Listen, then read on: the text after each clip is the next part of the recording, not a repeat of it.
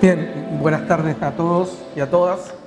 En primer lugar, el agradecimiento a Damián por invitarme a este seminario, que es una bonita oportunidad para reencontrarse, pero para también compartir. Y en mi caso particular, siempre me vienen bien estas invitaciones porque me permite regresar a Iquique. Yo me fui hace 35 años atrás y siempre es grato volver, aunque sea por un solo día. Bien, lo que yo les quiero contar tiene que ver quizás con con uno de los temas que está más presente en la cotidianidad y en la contingencia de los tarapaqueños, como probablemente también de aquellos otros lugareños que viven en lugares alejados de los grandes centros de poder, y que tiene que ver con el regionalismo y el desarrollo regional. De algún modo, todas nuestras preocupaciones, todas nuestras discusiones y en algunos momentos nuestras, digamos, discusiones excelsas en función de contextos específicos transitan por estos dos conceptos, por el concepto regionalismo y por el concepto desarrollo regional. Regionalismo, centralismo, desarrollo regional. Tenemos un imaginario sobre este fenómeno. Sin embargo, conocemos poco sobre la historia que sustenta lo que los tarapaqueños hemos ido configurando como este pensar, como este planteamiento regionalista o esta idea de desarrollo regional. Habría que decir que, si bien yo me voy a centrar en el periodo de fines del siglo XIX e inicios del XX, en la primera etapa de la soberanía chilena, habría que decir que el tema del regionalismo tarapaqueño y la relación Estado-región, centralismo, regionalismo, va a emerger de manera muy temprana ya en el periodo peruano y que va a tener como causal el mismo factor que va a ser el factor canalizador durante el periodo chileno: la difícil relación con la capital. En primer lugar con Lima, en segundo momento con Santiago. Ya en 1831 hay una primera manifestación en torno a lo que podríamos llamar una reivindicación local respecto al abandono del Estado central y respecto a la desigualdad de la relación del territorio con la administración central del Estado. Eso va a llevar que en el transcurso de las décadas de la administración peruana de Tarapacá se vaya incrementando ese malestar y esa reivindicación regionalista, conllevando algunas propuestas de desarrollo regional que se van a traslapar al periodo chileno. Y por esa razón, la presencia de este planteamiento regionalista de manera tan temprana, a inicios de la década de 1880, va a tener como sustento precisamente esta existencia anterior en el periodo peruano de estas reivindicaciones. Bajo esta perspectiva, uno podría decir que el regionalismo tarapaqueño emerge en la década de 1830 y se sostiene hasta el día de hoy. ¿Qué es lo que va a sostener este regionalismo? Cuatro dimensiones, cuatro ideas matrices, ya en el periodo chileno. El primero de ellos es el rentismo estatal. Ustedes saben que hasta el año 1940-45,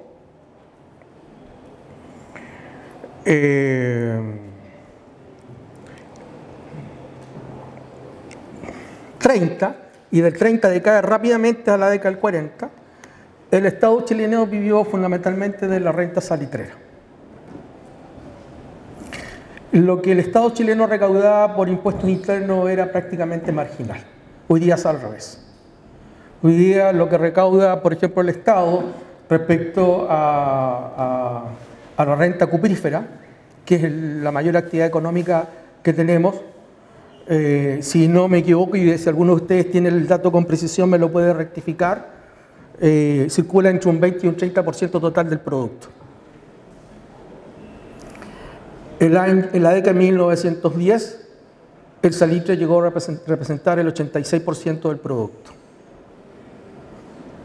Literalmente el Estado chileno vivió de la renta salitrera.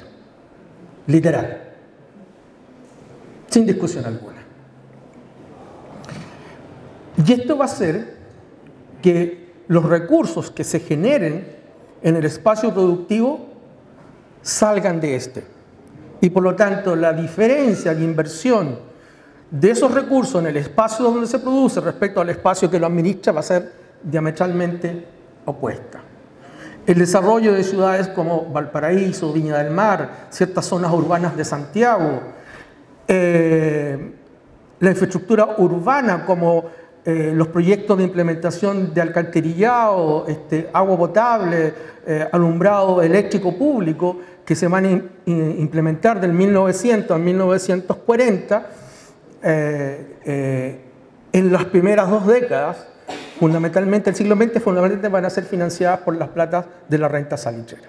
O sea, el impacto de la renta salitrera en el desarrollo del país fue sustancial.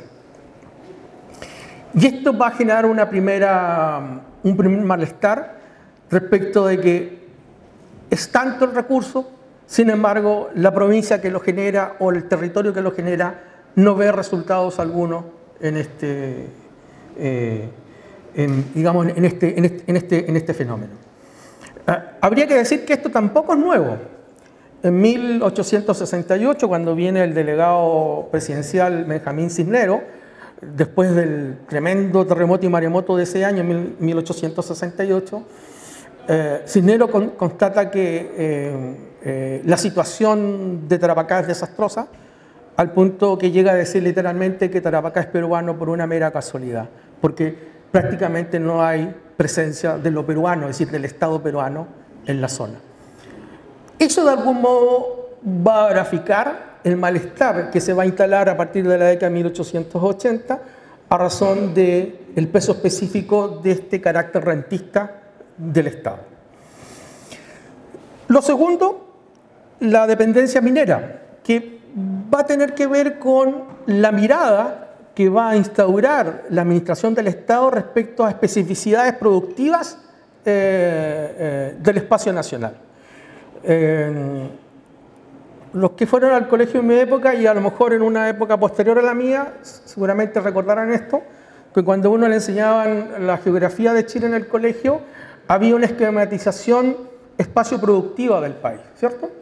Entonces, cuando uno dice el norte de Chile, minero. El centro, agrícola. El sur, bosque. Y uno tiene eso internalizado en su imaginario. Y eso condiciona cultural, subjetiva, políticamente a las personas y a quienes toman decisiones en función de esas construcciones culturales. Nosotros pensamos en nuestro país, yo diría que hasta el día de hoy más o menos así, ¿no? Cuando se piensa en el norte de Chile, se piensa en la minería, por el peso específico, en algún momento tuvo el salitre y después el cobre. Cuando se piensa en la zona central, se piensa en la producción agrícola, y cuando ya llegamos un poco más al sur, en la producción forestal. Y esta dependencia minera que venía desde una mirada de la administración central, en la zona era muy inquietante porque a efectos de los actores tarapaqueños, Tarapacá no solo tenía un potencial minero, y por potencial minero no estaban pensando en la producción de salitre sustancialmente, sino tenía un potencial agrícola. Y el problema era cómo se miraba estratégicamente el territorio para poder desarrollar estos potenciales. La segunda causa es la precariedad económico-social, derivada precisamente de los factores anteriores que todos entendemos, en torno a baja inversión, problemas de tasas de empleo, servicios, etcétera, etcétera, etcétera. Y el último, que es el más sensible, el más diseminable desde el punto de vista de la sensibilidad, que es esta idea del abandono estatal. Estos 4 elementos que van a ser persistentes en el tiempo y que van a tener su correlato ya en el periodo peruano, van a sostener esta idea regionalista tarapaqueña que se instala entre la década de 1880 y la década de 1940. Ahora, ¿cuál va a ser la diferencia de este periodo específico respecto a otros momentos en torno a este regionalismo tarapaqueño?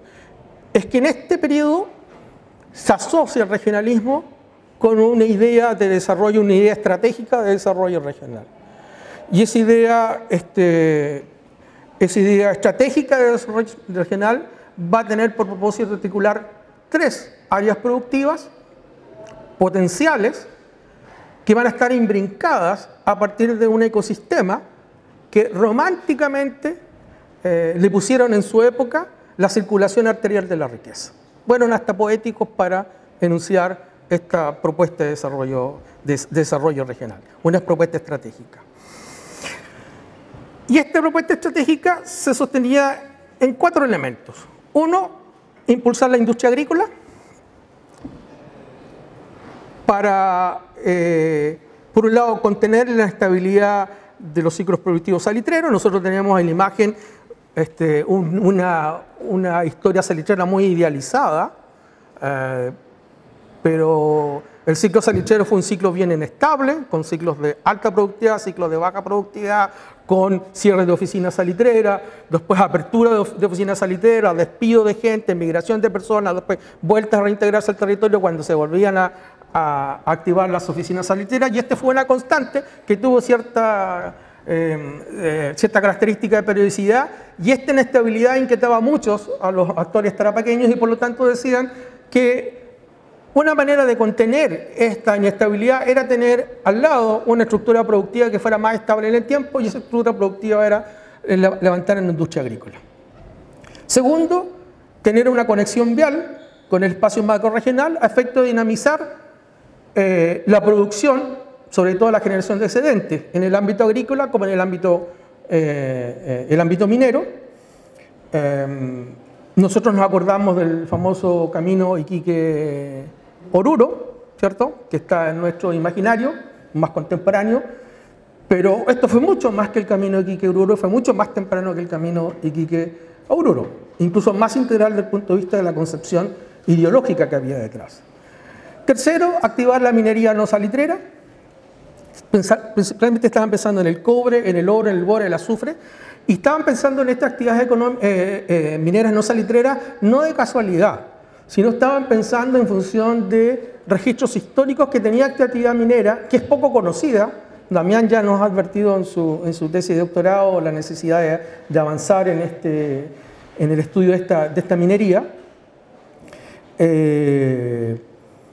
Respecto a los momentos de alza o de activación de esta industria minera que siempre había quedado a trasmano producto de la importancia del salitre. Un solo dato, Coyahuasi, que tiene una primera etapa de producción a fin del siglo XVIII, Damián mencionó la fecha, 1780, claro, pero tiene otro ciclo productivo que es a inicio del siglo XX, un ciclo productivo que dura como 7 o 8 años, en 1906, 7, 8, de ahí hasta el 10 más o menos 11, donde Coyahuasi llega a tener más de 6.000 trabajadores. 6.000 trabajadores. ¿Cuánto tiene Chuquicamata? ¿Cuántos trabajadores tiene Chuquicamata hoy día?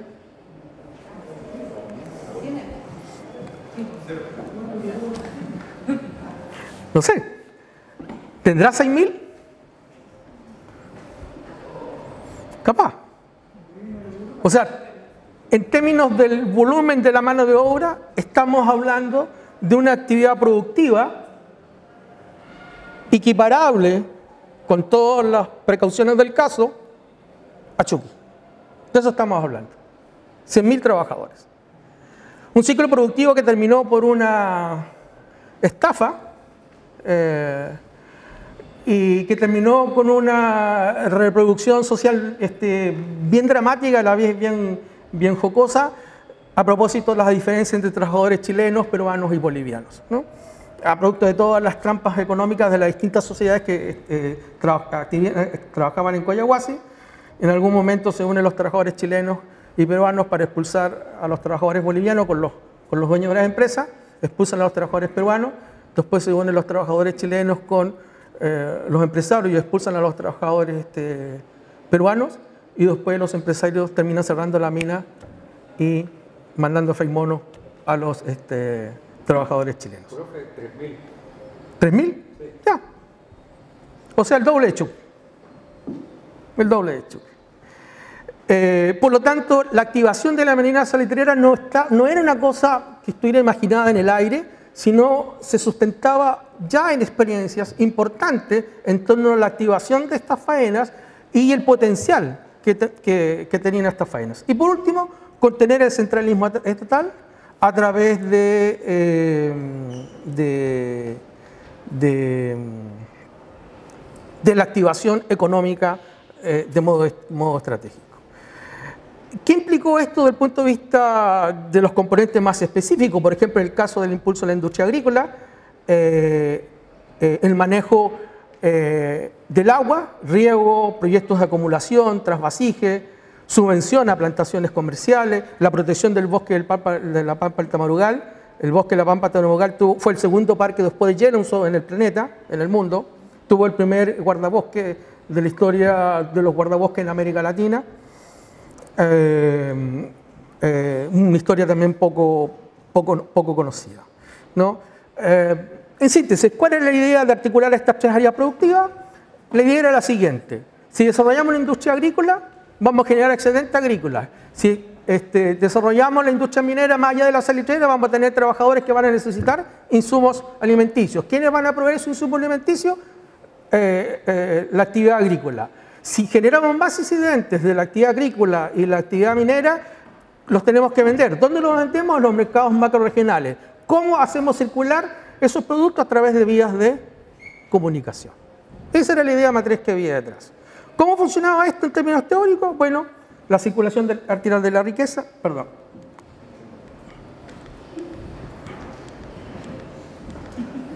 La circulación arterial de la riqueza, ahí está, acá está el medio, están los espacios Bolivia, sur peruano, noroeste argentino, está la macrozona central de Chile, otros mercados regionales y otros mercados mundiales, pensando también que el salitre se incorporaba como un elemento más dentro de esta idea estratégica a escala productiva. Y esto significaba entonces articular un conjunto de nexos que van en esta lógica, ¿no? A través de la articulación de redes, teniendo como punto central la ciudad de Iquique, conectada a través de distintas vías terrestres, ferroviarias y marítimas, con distintos puertos y distintas localidades, hasta yendo por el norte y la caldera Santiago por el sur, Oruro, La Paz, Salta, un poco más allá, y bueno, y el mercado internacional a partir del salitre. Y finalmente esto, que es lo que yo creo que es el resultado más tangible. Disculpen que este mapa fue hecho en el periodo que era blanco y negro, la realidad, no era en colores, ¿ya? Y fue hecho a mano,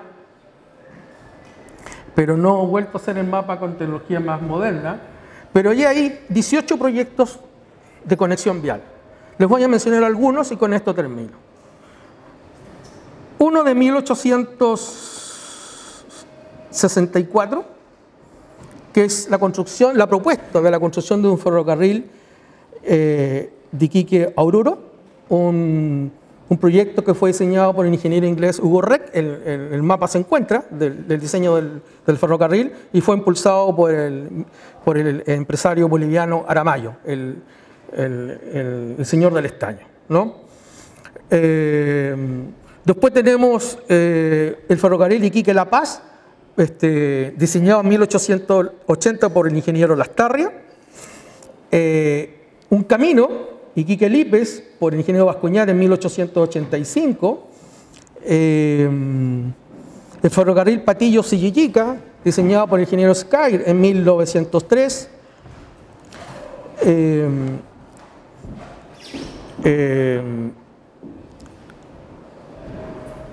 Pintados Pica-Coyahuasi, el ferrocarril Pintados Pica-Coyahuasi, con la idea de conectarse con la mina Coyahuasi, reactivar la mina de Coyahuasi y a partir de Coyahuasi conectarse con Bolivia. En fin, el camino Iquique-Huatacondo-Coyahuasi, el camino Sapiga-Caritaya-Bolivia hasta La Paz, el camino Sapiga-Camarones-Vilcaya y Bolivia, el ferrocarril Arica, desde Sapiga, que fue diseñado por Lanas y Amenábar, no sé si habrá sido pariente tuyo, en 1910, y el ferrocarril Guarachus-Misa, planteado por Luis Alves en 1936. Es decir, 19 proyectos viales y ferroviarios, la gran mayoría de ellos desconocidos, que tenían por misión plasmar esta idea de desarrollo regional. Eso. Muchas gracias, profesora.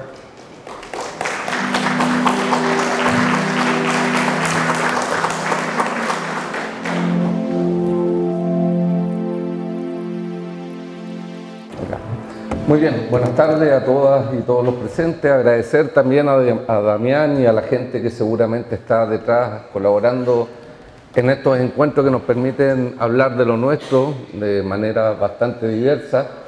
En mi oportunidad, bueno, le traje este tema. Esto forma parte de un proyecto mayor en el que nosotros lo que estábamos buscando era particularidades jurídicas dentro de las poblaciones indígenas de nuestra región.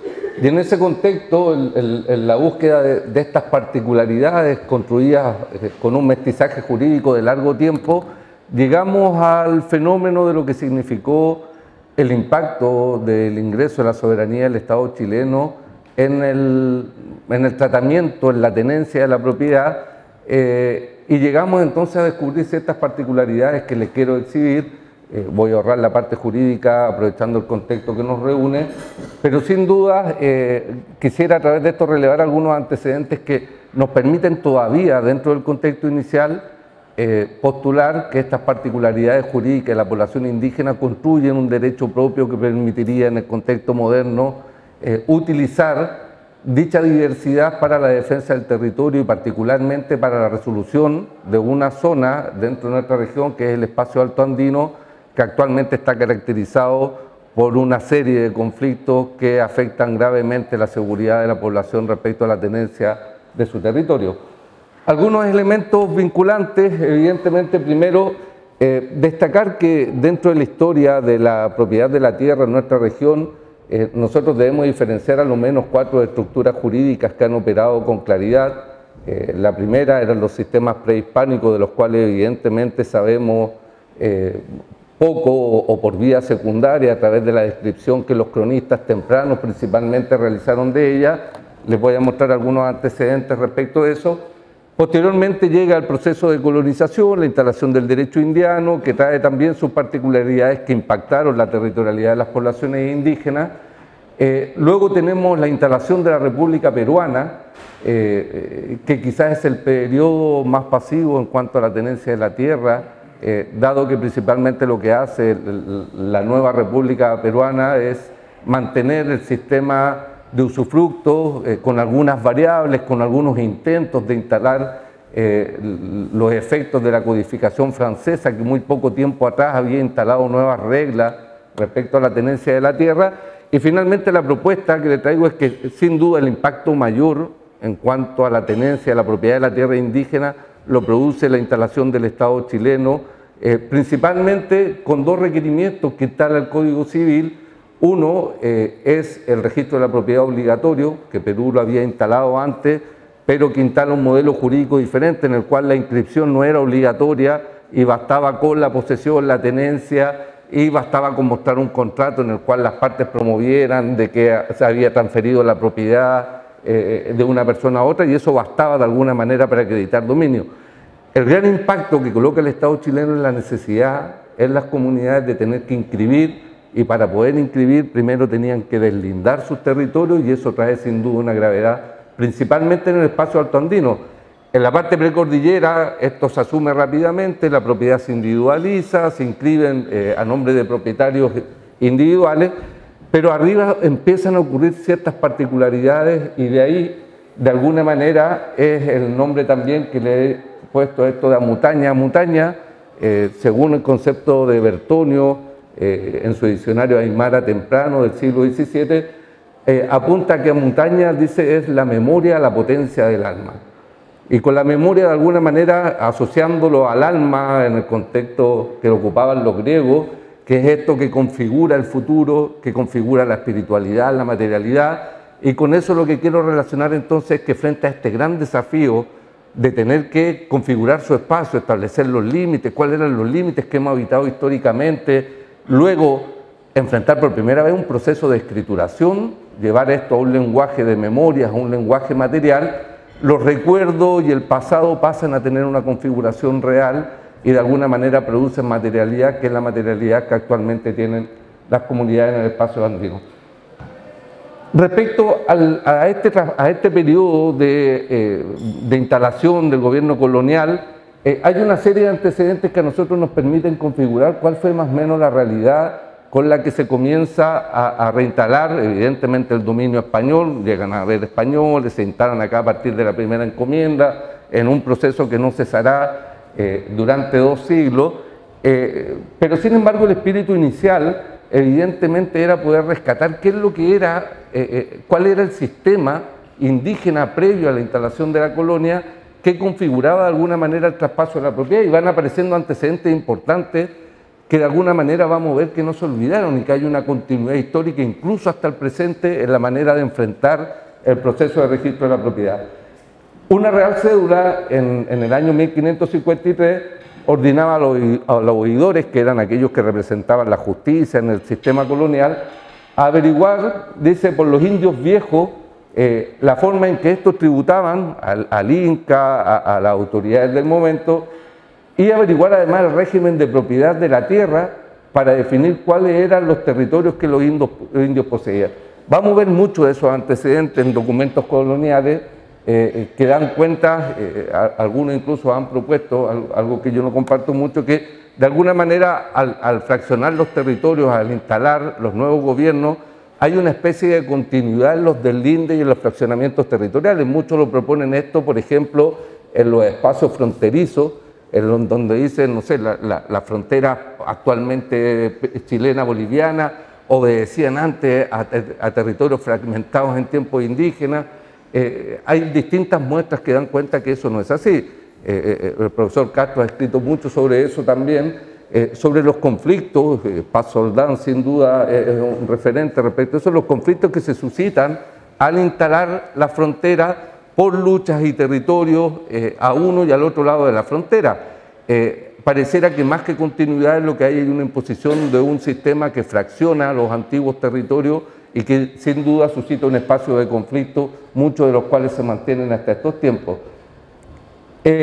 Polo Dondegardo, que era un jurista también de la época, respecto a esto nos dice que la población indígena que ninguno poseía se refiere a que ninguno era dueño por autorización del Inca, la cual, como está dicho, tampoco dividían los herederos ni podían disponer de ella en ninguna manera. Esto es un elemento crucial porque a lo que está apuntando es que en este ánimo de encontrar antecedentes tempranos, los territorios eran comunes, es decir, no había propietario, había una distribución al interior de los grupos humanos, no habían dueños, no se podían distribuir, y hay distintos antecedentes que también dan cuenta, incluso luego en tiempos coloniales, que cuando, por ejemplo, un jiracata o un cacique quería disponer de la propiedad y quería venderla o traspasarla, en tiempos coloniales decían, no, mira, usted está regulado por su propio derecho y dentro de su derecho usted no es dueño, usted es un administrador de un espacio común en el que todos habitan, en el que de alguna manera el dominio es colectivo, dentro de este escenario en el que, por cierto, la corona tampoco reconoce dominio, todos los terrenos son del rey y el rey simplemente entra, otorga un usufructo colonial sobre el espacio, un permiso de uso sobre el territorio. Nos dice un documento jurídico temprano también, nos dice, ordenamos y mandamos que las leyes y buenas costumbres que antiguamente tenían los indios para su buen gobierno y policía y sus usos y costumbres observadas y guardadas después de que son cristianos y que no se encuentran con nuestra sagrada religión ni con las leyes de este libro, las que han hecho y ordenado de nuevo se guarden y ejecuten. Es decir, La prestancia inicial del gobierno colonial fue que hasta donde evidentemente se permitía y siempre que no se vulnerara la fe y todos estos mandatos que implicaban la presencia de la corona en nuestras tierras, había que respetar las costumbres y el derecho propio de los indígenas. Es decir, había un mandato y eso sin duda tenía que ver mucho también con el manejo territorial temprano que había en esta época. ¿Qué sabemos de antes? Evidentemente hay un montón de conceptos que dan cuenta primero de una práctica de delimitación de espacios muy temprana ejercida, por ejemplo, por el Inca.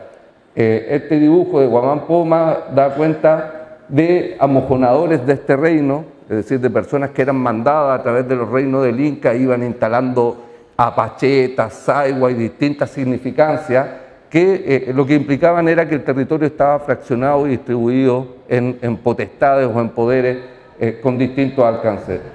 Guamán Poma mismo nos describe y nos dice Saigua-Checta como mojonadores de este reino de toda la sierra y yunga, indicando que esto amojonaron por mandato del Topa Inca Yupanqui cada provincia de estos reinos y cada pueblo de cada ellos.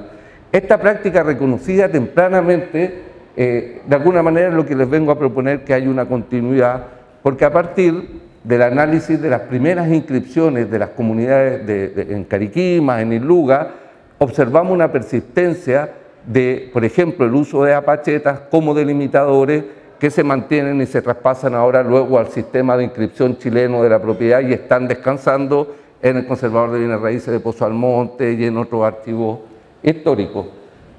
En el mismo sentido, respecto a esto de la apacheta, respecto al cual se ha estudiado previamente mucho, siempre en su sentido litúrgico, en su sentido cultico, de ver toda la religiosidad que operaba la apacheta, pero sin embargo, esto de los estudios de la apacheta como deslinde o como limitadores de propiedad es bastante tardío, si ven ahí algunos autores, Sangüesa y otros autores que han detectado una continuidad. Lo que ocurre en nuestra región otorga ciertas particularidades por la continuidad en el tiempo y además por el alto número de apachetas y por el alto número de apachetas que son incorporadas a la inscripción de la propiedad a partir de las primeras inscripciones. Nos dice, mandó Tupa Inca Yupanqui que los indios de tierra caliente o los indios de la sierra fuesen a lo caliente, llevasen a la apacheta, adoratorio, en ello adorasen a Pachacamac, creador del universo, y por señal amontonasen piedra, cada cual llevase una piedra y le echase en ella, y por señal dejasen flores o paja torcida a lo izquierdo. Hasta hoy lo hacen los indios de este reino, este vicio de la apacheta. 1603 se está describiendo una práctica que de alguna manera continuidad. Y esto es lo práctico, lo que yo le estaba señalando. En el sector del alto espacio indígena hay respuestas distintas a esta necesidad de tener que inscribir las propiedades. En Isluga observamos que tempranamente, a partir de la instalación de Chile en este espacio, a partir de 1880-86, aparecen primeras inscripciones. Sin embargo, en Cariquima, esto es mucho más tardío. La primera inscripción en el sector de Cariquima es en 1907, que en relación al resto de lo que ocurría en el territorio demuestra de alguna manera una reacción tardía y es comprensible. El conservador competente para inscribir la propiedad era un conservador instalado en Iquique. Esto cambia recién en el año 1977, en el que se trasladan oficinas del conservador a espacios mucho más cercanos. Por lo tanto, el viaje a inicios del siglo XX significaba trayectos larguísimos, significaba el traslado de población aymara parlante, que no hablaba el castellano, y de ahí nacen algunas particularidades. Generalmente hay un interventor en estos procesos de inscripción, un tercero, ajeno a la comunidad, que actúa como intermediario, inscribiendo primero la propiedad en nombre de él y luego restituyendo la propiedad en un proceso de compra posterior, y aparecen nombres que se reiteran, Francisco Ojeda, Juan Francisco Cisterna, incluso hasta un norteamericano que aparece inscribiendo muchas de las propiedades en las comunidades altoandinas.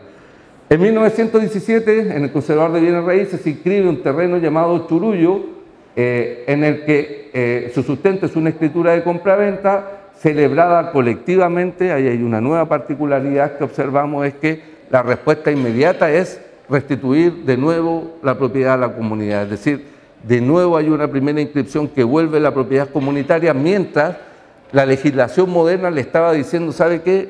Aborrecemos la comunidad, instalamos herramientas en el derecho para que cualquier comunero desarme esta comunidad inmediatamente, porque la lógica era que un territorio comunitario no ingresa al mercado, no se mueve y no genera movilidad en la economía del país. Por lo tanto, el código establece herramientas robustas para que estas comunidades se determinen. Sin embargo, la respuesta inmediata es: inscribimos comunitariamente. ¿Y cómo se inscribe? Generalmente los más viejos van y participan en esta inscripción, y entonces los dueños son 10, que luego al morir su hijo heredan y son 20, y hoy en día esos mismos territorios pertenecen, no sé, a 500, 300 personas, afortunadamente protegiendo la propiedad en sí mismo, porque hace imposible el traslado, como si lo observamos, por ejemplo, en la parte baja, en donde, no sé, la quebrada de Tarapacá, Pica y otros sectores, hoy en día han sido traspasados múltiples veces de propietario en propietario y perdiendo de alguna manera el sentido indígena que originalmente tenían estas tierras.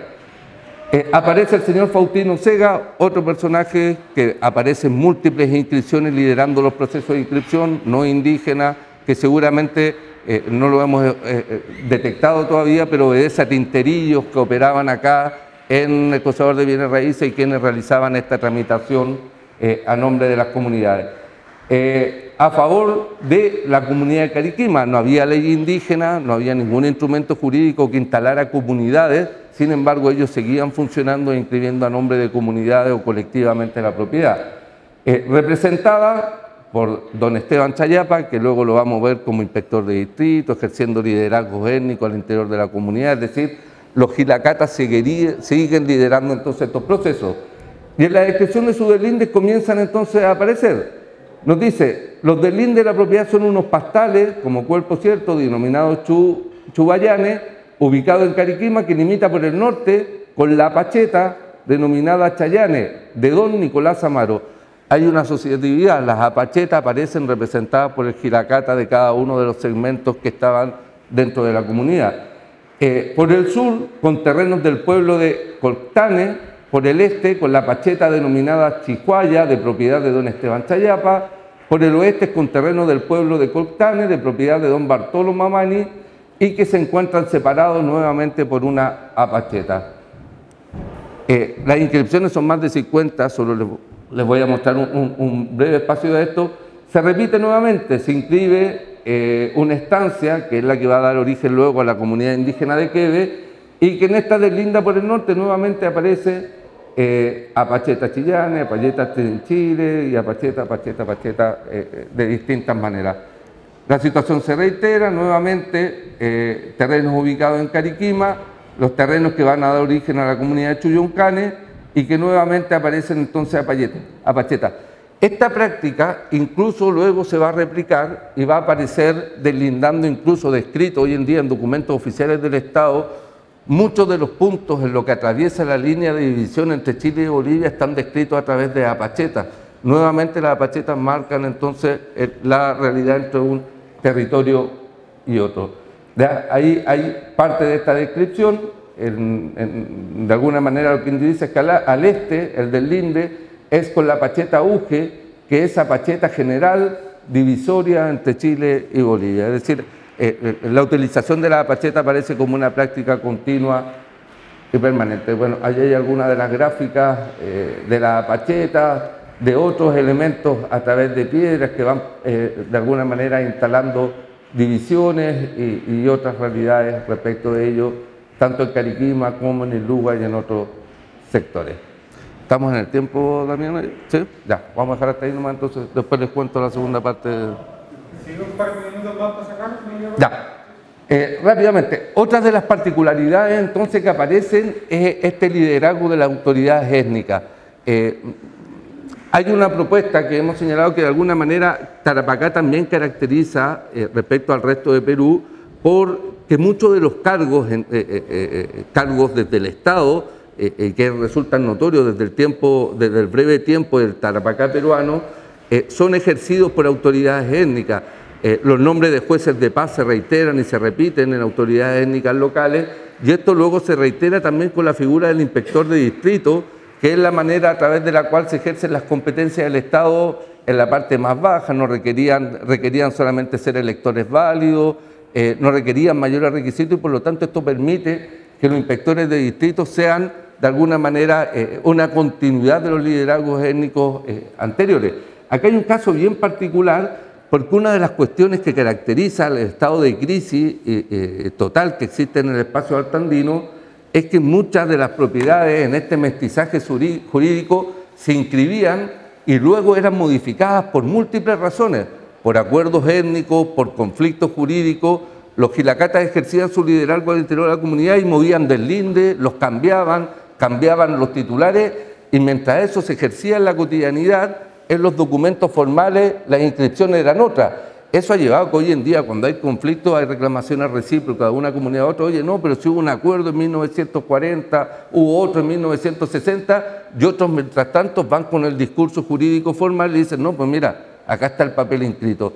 Y tenemos entonces esta dualidad jurídica entre el derecho propio, que transformado y ejercido por sus líderes, discute y se confronta con el de las escrituras formales de los registros públicos. Este es un caso bien particular, porque a partir de un hecho que vincula a la tierra, lo que hace el líder étnico es modificar completamente la titularidad de la tierra, mover deslindes, entre otros, mientras tanto lo otro seguía formalmente de la misma manera. Dice, en 1957 se solicita incorporar en el protocolo del notario Tomás Bonilla un documento denominado Declaración de Don Genaro Chayapa.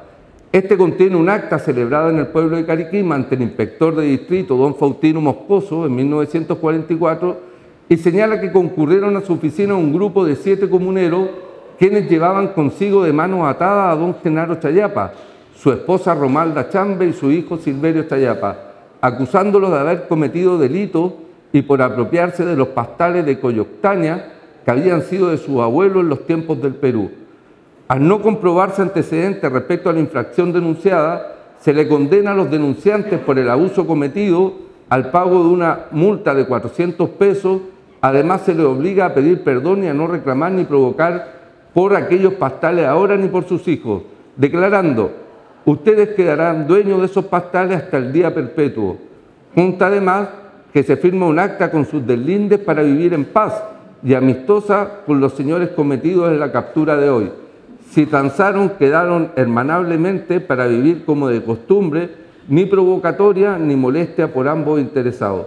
Se deja constancia que dicha acta fue celebrada ante la presencia de la comunidad y del inspector del cuarto distrito. Es decir, se instala propiedad, una propiedad que ya estaba inscrita, es una propiedad ya inscrita, y además se mueven deslinde libremente. Casos como esos tenemos por montones y que explican de alguna manera esta lucha entre distintas estructuras jurídicas que hace que hoy en día el espacio altoandino esté lleno de conflictos afectando su desarrollo. No puede construir el Estado porque una comunidad se opone a la otra, ha costado vida, ha costado daños materiales, entre otras cosas. ¿Ya? Eso.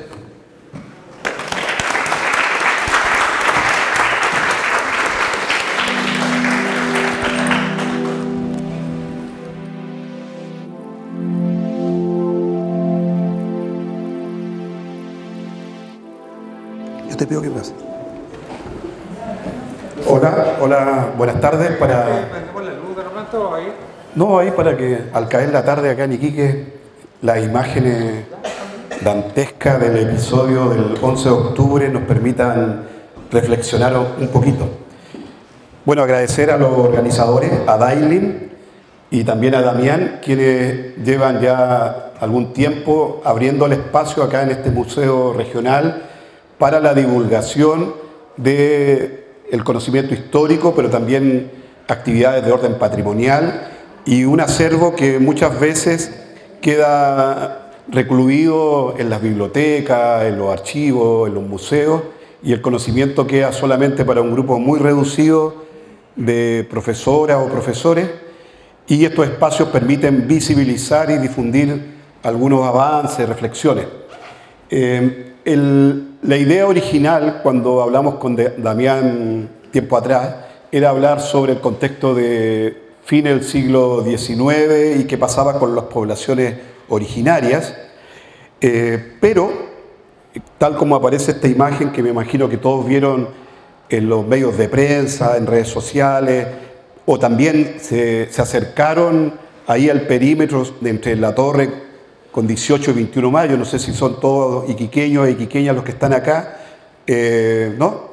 Bueno, pero estas imágenes circularon no solamente en Chile, sino que a nivel mundial, por lo dantesco, voy a ocupar esa palabra, que significó.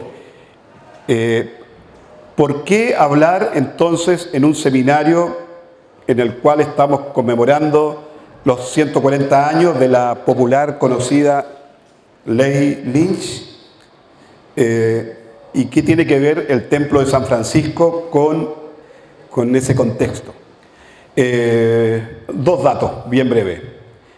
Uno de los primeros tras la Guerra del Pacífico, o en plena guerra, en noviembre de 1879, que dijo la expresión: acá en Tarapacá hay que chilenizar a la población peruana, fue el Príncipe Rojo, Patricio Lynch. Eso es lo primero. Lo segundo, que la construcción de templos en los circuitos periféricos del Iquique de antaño, de fines del siglo XIX y comienzo del siglo XX, se inscribe también dentro de un programa conocido en la historiografía como chilenización, y que tuvo episodios compulsivos, en fin, diferentes elementos que muchos colegas ya han hablado. Entonces, el contexto histórico en el cual se levanta este templo responde a una situación histórica particular, que no se vivió en otros rincones, por lo menos del centro-sur del país, solamente en las arenas del desierto, si ustedes quieren. La siguiente imagen. Esta es otra cara visible del incendio. ¿Por qué hablar entonces también del templo y que no es un tema de oportunismo patrimonial? No, porque junto a Nicole Cortés, que está ahí atrás, Damián, que está acá, Paulo, José Florino Torres y otros más, otros colegas, el año 2018, o sea, hace 6 años y un poquito más, elaboramos, y me tocó liderar el informe histórico del templo, en el cual participaban equipos que eran arquitectos, ingenieros, arqueólogos, en fin, equipos multidisciplinarios, para que este recinto, este edificio declarado monumento histórico, en fin, que cumplió hace poco 30 años, fuera de una vez por todas, por las autoridades de turno, no solamente reconocido y abrirlo para el Día del Patrimonio, qué sé yo, sino que de una vez por todas fuera restaurado. Pues, no sé si es la palabra restaurar, pero restaurado. Y se entregó un expediente con muchos tomos, qué sé yo. Por lo tanto, viene de un trabajo sistemático que realizamos, voy a hablar a capela mejor, ¿no? Que realizamos con harta gente para decir, mire, acá están los fundamentos de todo tipo, y sobre todo sobre la pega que hacemos nosotros, para que de una vez por todas sea reconstruido, restaurado, pintado, y se señalaba, cambien el cablerío eléctrico, porque todo el tendido eléctrico es del año 1982, como lo vamos a ver acá en los documentos, o sea, de hace 40 años. Bueno, pasó el tiempo, nadie hizo nada, alguien dice, no, que faltaba una firma, que las platas, eso es típico chileno, ¿no? Como el vino, típico chileno. Cuando ya se quemó, acá nos apareció, acá estaban todos los candidatos a core, a concejal, estaban acá. ¿Sí? Lo pueden haber visto, los que fuimos, estaban todos sacándose fotos, todos eran señores patrimonios. No lo digo yo, están las fotos, qué sé yo, no es cuento. Ya, vamos al grano para no aburrirlos más, y las imágenes van a hablar por sí solas. Sigamos. Bueno, le pusimos al título Desde las cenizas del tiempo y del templo. Esta imagen, a propósito de las cenizas, ahí se ve la imagen, ¿ven la figura? San Francisco.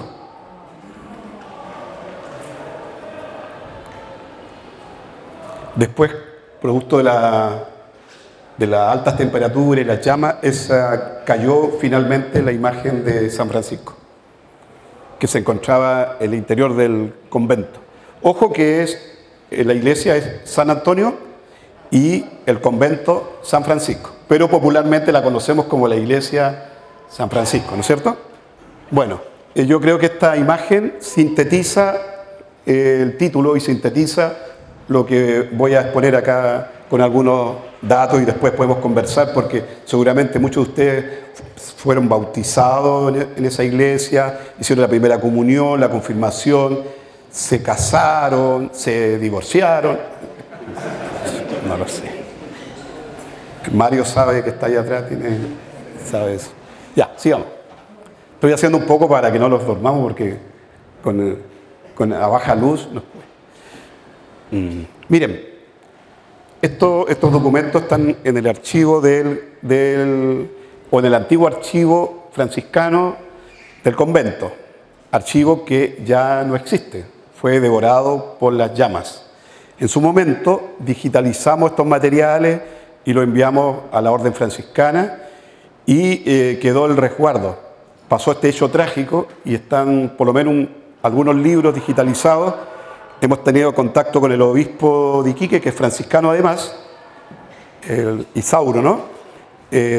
Y va a hacer una restitución prontamente de parte de la Universidad de Tarapacá de todos esos materiales para el obispado y para la comunidad franciscana y para los feligreses, y ellos son quienes tienen que administrar estos materiales de las cuales guardamos copias, porque si no, no tendríamos estos datos. Fíjense ustedes que el año 1899, el obispo de ese periodo, chilenizador por lo demás, Guillermo Juan Carter, junto a unos curas, unos frailes peruanos, hay uno muy famoso, Esteban Pérez, fue invitado para realizar misiones. Y lo que va a hablar acá, se lo voy a contar rápidamente, es que se fueron a los sectores periféricos de la ciudad. Iquique a inicio del siglo XX no hay que pensar que era una ciudad muy extensa como hoy en día. Sí, fíjese usted que para el año 1885 habían 18.000 habitantes, 10 años después, el 95, habían 35.000 personas. Y para los 1907, para el periodo de la matanza de Santa María, habían cerca de 40.000 personas. Había un crecimiento tremendo en términos demográficos solamente aquí en la ciudad. Bueno, como había mucha gente, pero sobre todo si ustedes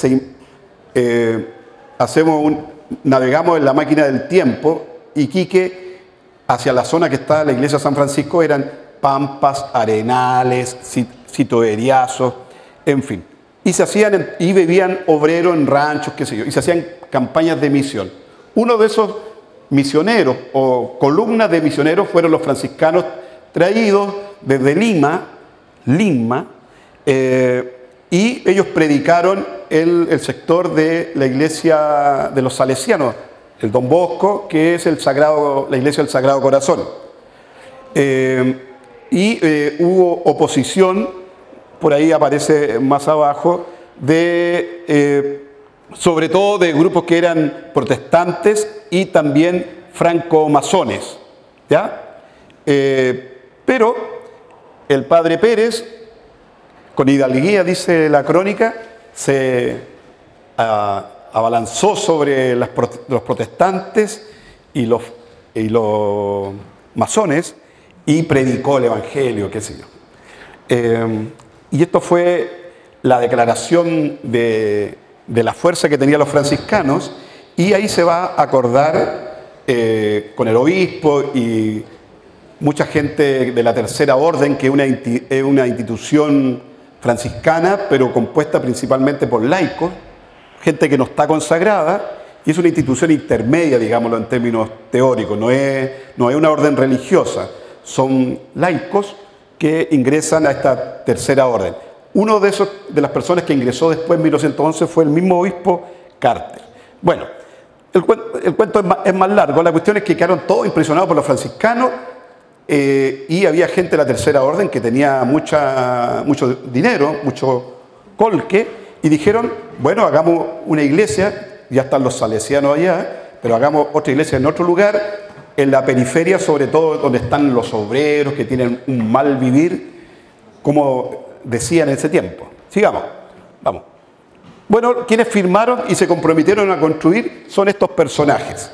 Entre ellos el obispo Carter, que no es familiar del alcalde que ustedes conocen, y Walker, qué sé yo. Pero fíjense, está un expresidente del Perú, Guillermo Billingur, y está este señor, el que nos interesa a nosotros, Agustín Orriols, que es español, y él era casado con doña Elena Cusicala, proveniente de todo un linaje de los piqueños, Pica Matilla, por lo tanto gente acaudalada. Ellos son los que van a donar el terreno de 21 de mayo con la torre. Cuento corto, ¿ya? Cuento corto. Entonces es la élite iquiqueña, peruana, tarapaqueña, también con chilenos, quienes colocan los recursos para la edificación del templo en 1899. En fin, se duró la construcción 5 años, en fin, y eso ustedes los pueden buscar los datos en Wikipedia, está todo publicado. Pero veamos acá algunas imágenes al respecto.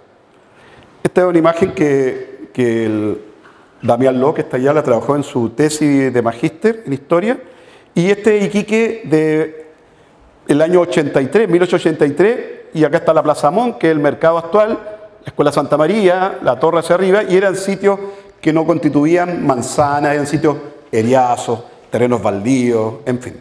Sigamos. Esta otra imagen, ahí está el templo, está la torre, pero esta es de 1890, y esta es una proyección de posibles manzanas.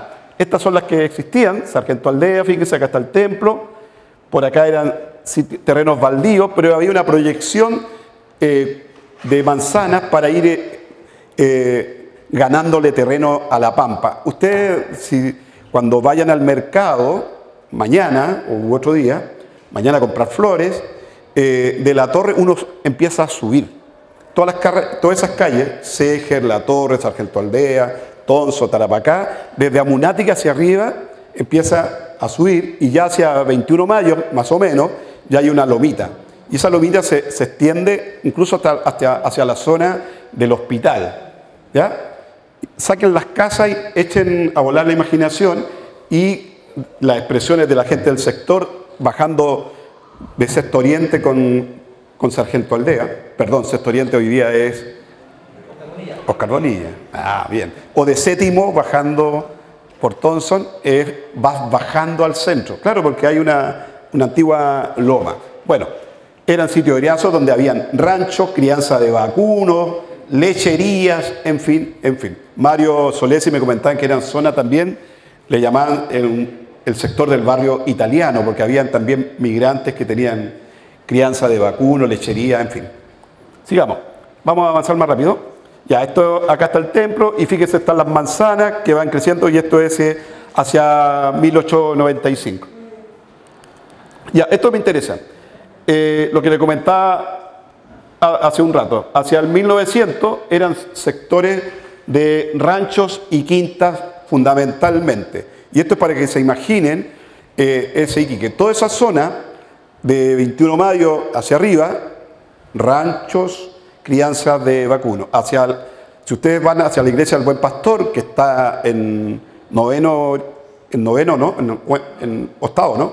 Con Orella, toda esa zona hacia el sur era donde estaban las quintas y toda la parte de Sexto Oriente, en fin, había una distribución de lugares en las cuales estaba el mundo obrero, muchos dedicados a las labores del puerto, del ferrocarril, pero también del mundo salitrero, y es un Iquique que también se movía entre espacios urbanos y rurales. Ya, sigamos. Este es el acta en el cual en 1879 se declara que se va a construir el templo y se pone la primera piedra, firman todos, no se sacaron selfies, pero dejaron sus firmas, en fin, todos preocupados por la construcción de un nuevo templo. Sigamos. Y acá las edificaciones, esta imagen que circula en muchos lugares, es maravillosa porque se ve la estructura, ¿no? Yo no soy arquitecto, los arquitectos pueden deducir lo que está acá, pero sí cuando era joven en el siglo XX, participé en la iglesia, en los grupos juveniles, quizá algunos de ustedes, y tuve la oportunidad de subir al segundo piso y ver la iglesia en su magnitud, pero no solamente de una riqueza estética, sino que de una complejidad constructiva, con materiales nobles de pino de Oregón, qué sé yo, pero todo vinculado también a la estética y a los materiales del mundo salitrero, y muchos de los obreros que levantaron este templo eran justamente jornales con experiencia en las calicheras o en la carpintería vinculada justamente a recintos al estilo del periodo salitrero. Eso. Sigamos. Fíjense ustedes que ahí hay un detalle de la foto antigua de comienzo del siglo XX, con casas del mismo sector contiguo a la iglesia, a la antigua iglesia de San Antonio, y que tienen los mismos atributos en torno a la materialidad, su estética, su construcción. Sigamos. Acá hay otro detalle, lo que cayó el otro día, pero acá uno puede ver los recubrimientos madera abajo y que fueron recubiertos también después con los años con cemento, qué sé yo. Sigamos, más rápido. Y acá está un perfil donde aparece la madera que veíamos en comienzo, pero después fue retocada con una estructura. Acá hay cierta argamasa, cemento, qué sé yo. Esa es la iglesia, y en los sectores contiguos del templo, en las casas cercanas, los mismos componentes constructivos, en fin. Uno podría hacer ahí en los materiales, encontrar una historia grabada en esa materialidad, en esa cultura material constructiva. Ya, esta es otra casa, y al fondo las torres, y que básicamente redundan en el uso de estos estilos constructivos, porque hemos encontrado los jornales con sus nombres y apellidos, los carpinteros, y todos vivían en los sitios aledaños, qué sé yo. Vamos. Bueno, esta imagen es muy bonita, de 1907, ahí está el templo y la construcción, o sea, el crecimiento de la ciudad de antaño. Vamos. Y esto es cuando ya se queda edificada. Los curas peruanos que se pensaban venir tuvieron siempre un problema porque eran peruanos, ¿vale? Su nacionalidad, pese a la religiosidad, le impedía traspasar la frontera, que la antigua frontera estaba cerca al norte de Tacna, cerca de Sama, en esos lugares. Entonces no podían llegar y meterse pese a que venían con hábitos. Había que pedirle permiso a la autoridad política de turno. Bueno, este templo, esta foto del año 1909, está la iglesia en color plomo, que es el histórico color que siempre tuvo, y el convento en color marrón o algo así. La iglesia, como la conocemos en las últimas décadas, fue pintada en 1986, ¿ya? Por lo tanto, nunca tuvo ese mismo patrón de color. Y acá están los sectores, las veredas de madera, lo que yo le hablaba, que había un declive, en fin. Y esto es importante manejar esa información porque te permite acercarte a ese periodo. Lo otro es que el templo fue terminado cerca del año 4, el año 5, y los franciscanos no se podían venir por el problema de los conflictos con el Perú. Entonces pensaron traer a los redentoristas, que dijeron que no.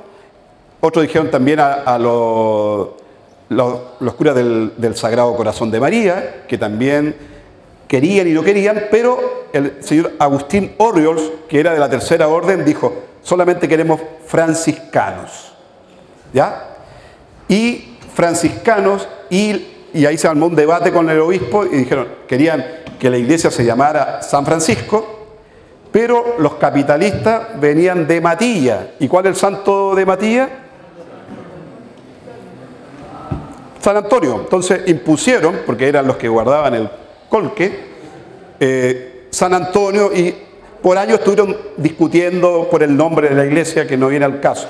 Pero ese es un dato para que entiendan de que esto se levantó el templo, pero no estaba siendo utilizado hasta el año 1908, a mediados, que llegaron los padres de la parroquia San José de Bélgica. San José de Bélgica. Y que van a ser los que van a asumir después Guara y toda la evangelización del sector norte. Vamos a terminar. Ahí están los curitas. En el segundo piso, el convento antes de ser devorado por las llamas. Sigamos.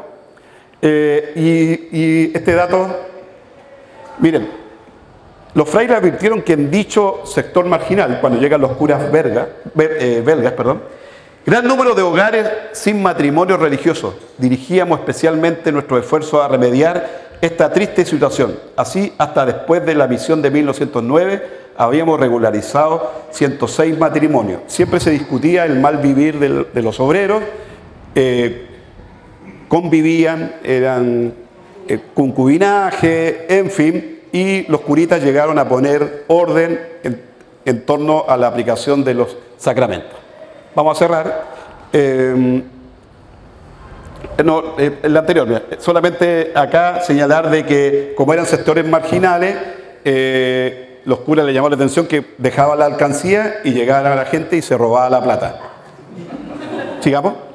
Mandaron unos carabineros a controlar. Esta es una primera comunión del año 1917, mujeres y niños, en fin, los sacramentos. Esta es muy bonita, el año 20. Están los frailes, empezó una campaña de evangelización, tal como en el mundo colonial. El sacramento, el poder del ritual, no es solamente tiene una significación religiosa, también sirve, para el caso chileno, para afianzar normas y pautas de conducta social regimentada por el Estado. Iglesia y Estado, ustedes saben, hasta el año 25 en Chile eran uno solo.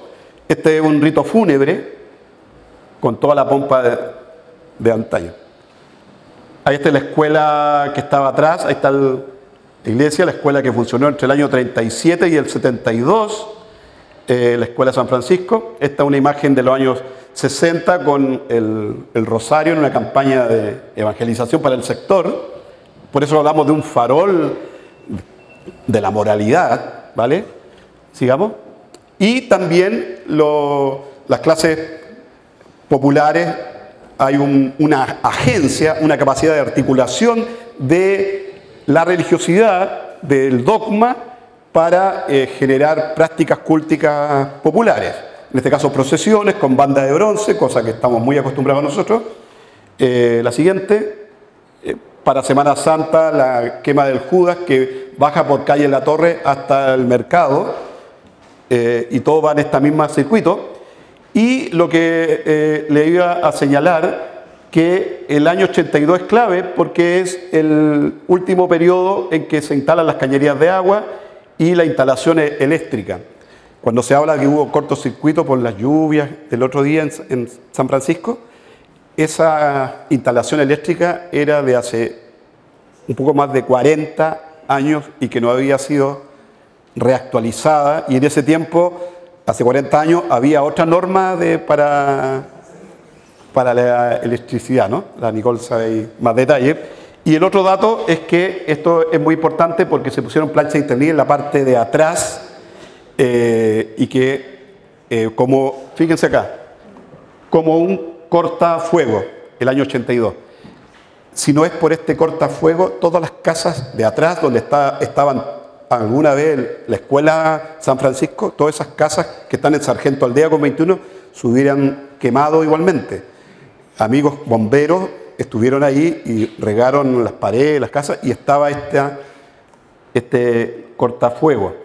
Fíjense ustedes que el año 13, cuando vino Belén de Zárraga, una activista feminista española, estuvo acá en Iquique, un grupo que la acompañaba directamente, sino que, dice la fuente, un grupo de exaltados fue en la noche y quiso prender fuego a la iglesia San Francisco. ¿Ya? Pero hubo un milagro de San Antonio y el fuego se apagó. Así dicen las fuentes. Vamos, para cerrar. El año 86, cuando están pintando de plomo a rojo, y se ven, están colgados pintando ahí. Todo esto está en el archivo franciscano. Y es así como, digamos, nuestro imaginario en torno al templo y a la iglesia es con este color, ¿no? Y termino con esto. En los archivos franciscanos podemos encontrar lo siguiente, y se lo leo con lentitud porque esto es significativo. El 21 de octubre del año 1973, en la primera comisaría de carabineros fallece trágicamente el sacerdote salesiano Padre Poblete, detenido horas antes en el colegio Don Bosco, el mismo lugar donde llegaron los franciscanos a predicar 100 años antes, junto con un seminarista, señor Salgado, que permanece incomunicado. La noticia causa gran revuelo en la ciudad. Después, más abajo, se da cuenta por los medios que el padre se habla de la detención y muerte del sacerdote Poblete. Esto está en el archivo franciscano que se quemó, y fíjense las contradicciones de la historia o la epopeya de la historia. Los franciscanos conservaron este documento que habla de el caso no resuelto hasta el día de hoy del padre Poblete, del colegio Don Bosco, de los salesianos, tal como 100 años antes, como les dije, la prédica de los frailes habían estado en el mismo sector donde está la iglesia salesiana. Estos materiales, con múltiples historias, se pudieron mantener gracias a que la documentación se conservó por décadas. Sin embargo, fue consumido por las llamas. Pero tenemos estos testimonios y estos materiales digitales que nos permiten ahora seguir avanzando hacia la historia de una iglesia que no es solamente su arquitectura, su fachada, o el patrimonio no es solamente el frontis, sino que hay historias profundas que están en la gente que construyen sus religiosidades. Eso. Muchas gracias.